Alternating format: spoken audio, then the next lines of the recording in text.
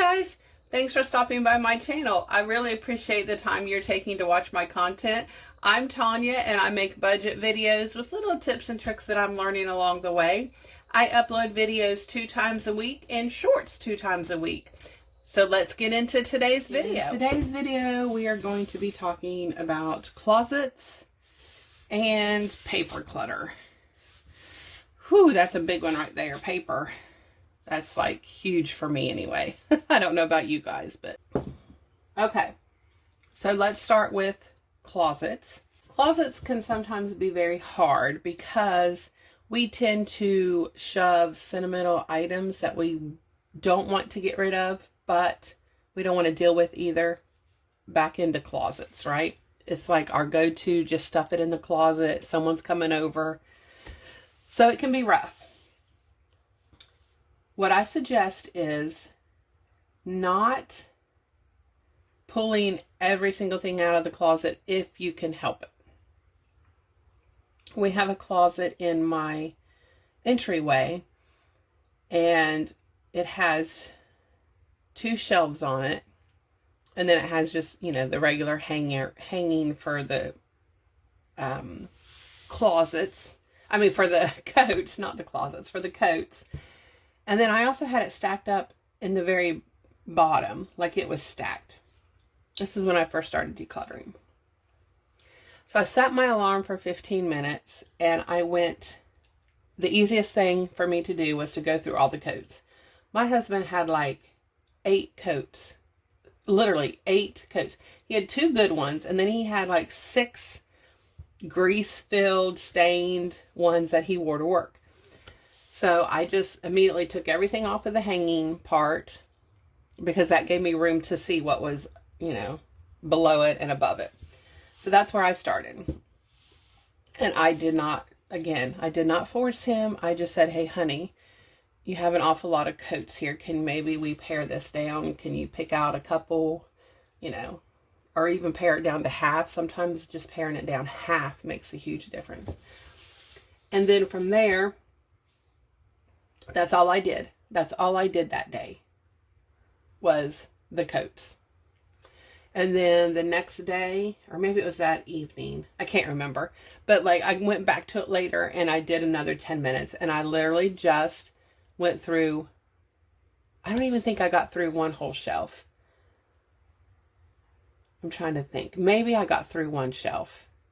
But it's just a process. It's just a process. If I come across something that is sentimental and I don't want to deal with it right then, it is okay.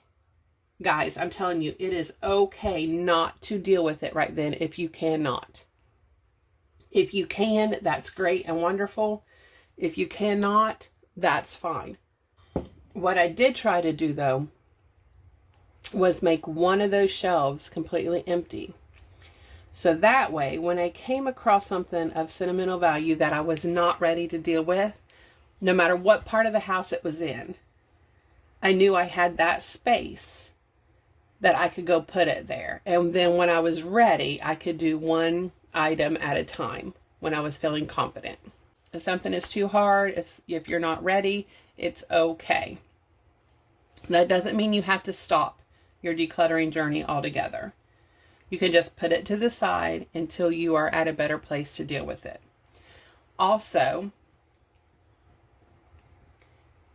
if you're panicking about getting rid of stuff, you can always box it up, put it in a shed, put it in the garage, put it wherever is out of the way so that your house still doesn't look messy.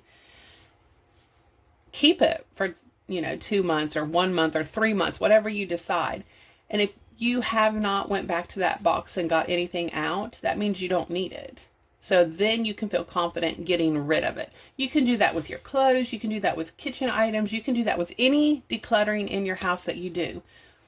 If you're stressed out about it, put it in a box, put it in the garage or the shed or wherever you have, so that you can feel better that you decluttered, but you can also feel better that you still have the items in case you need something.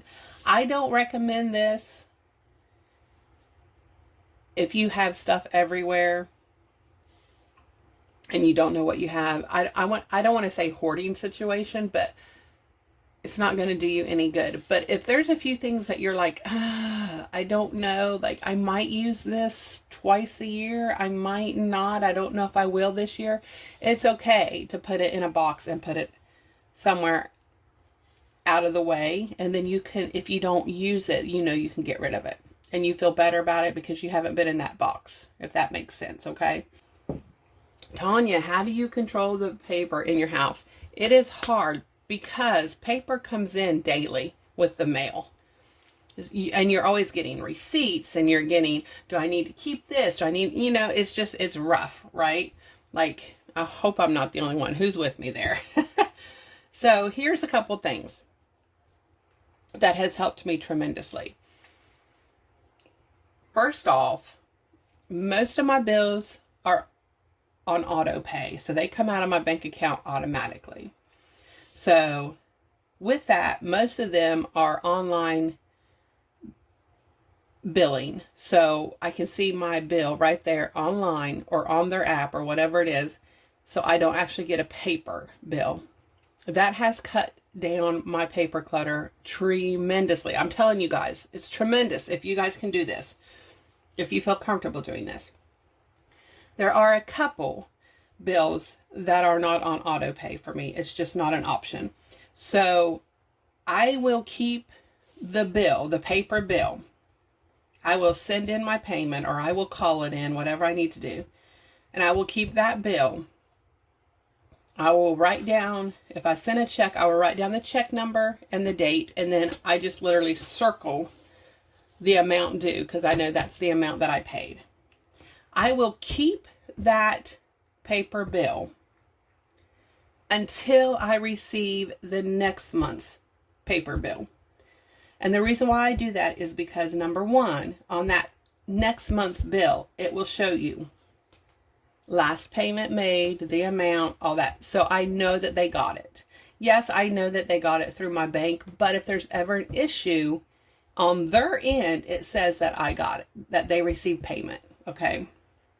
Once I get that next month's bill, I throw this bill away because I don't need it. They've obviously got the payment. They gave me credit for it. It's right there on that bill. And I will do that continually. Just keeping that bill until the next bill comes in. If it's on auto pay, like I said, most of my bills are paperless anyway, so I can just look online. That's less clutter for me.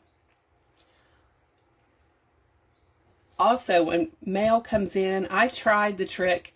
I've tried going to the, go to your trash can and throw away all your junk mail right then, right there. But with me, my problem was I did not follow through after I did that. I'd have piles here and piles there and piles there. So I got a box. It can be, at first it was literally just like a cardboard box from a store. I didn't pay for it. It was like, that they had the vegetables in or something, one of those kind of boxes. I have now since graduated to a Dollar Tree paper filing box. It's literally just, I wish I would have gotten it out, but it's right here in this drawer where my tripod is. But anyway, once a week, no, I'm sorry, every day when mail comes in, I put it in that box. I call it my weekend box because every weekend, it doesn't matter if it's Saturday or Sunday, it just depends on when I have the time, but every weekend I will go pull out that box and I will go through every single piece of mail. I have a red folder that I put stuff in. One side of the folder, it's just like one of those folding folders and it has a little slot on each side. This side is always my to-do now, like it needs to be done in the next couple of days. And then this side of the folder is, this is going to need to be done in the near future. So I know I can pull out that red folder every weekend. Okay, are any of these bills due? Do I need to do anything with this? Do I need to, pay my taxes or get my inspection sticker or whatever it is? It's all right there. And whenever I am doing it and I look at this section, I will move whatever's in this section to my do now section for that week. if that makes sense, okay? So that's when I tackle all of my mail, all of it. I do it once a week. And it has been working really well for me. I don't have to do it daily. I don't have to worry about it. And another thing for decluttering is the main thing you need to do is find a place for everything. Find a home for everything. Like my biggest problem with the paper was that I didn't have a place to put it. So I made little piles everywhere. Oh, this is important. Okay, well now this one's important. And I don't want to put it on top of this one because this is important. So I had little piles everywhere. Now that I have a home for it, I know every day I can go in and throw it in that box. That's its home until I'm ready to deal with it on the weekend. And then on the weekend, I don't double handle stuff, I guess is what I'm trying to say. I open the mail, I look at it. Does this need to be accomplished right now? Or can it wait for another check, for another date? You know, is it in the future or is it right now? Is this junk mail? If so, I'm just going to pitch it right now. Like I only handle it one time. Instead of opening it, okay, yeah, this is important. Let me set it to the side. Okay, opening it. No, this is junk mail. Okay, I'll throw it away.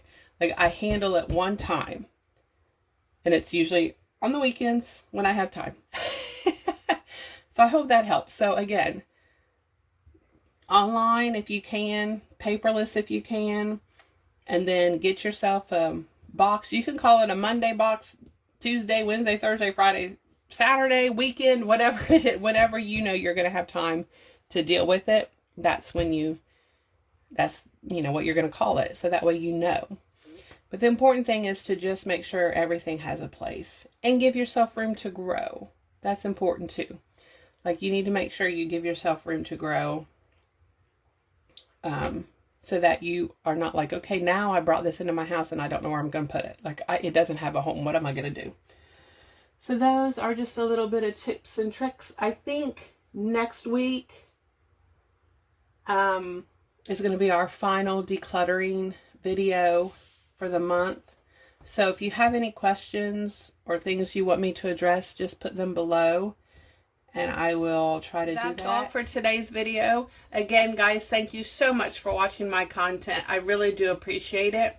Please feel free to hit that subscribe button and the like button. And don't forget to comment and share my videos. Thanks, guys. Be safe and have a great day.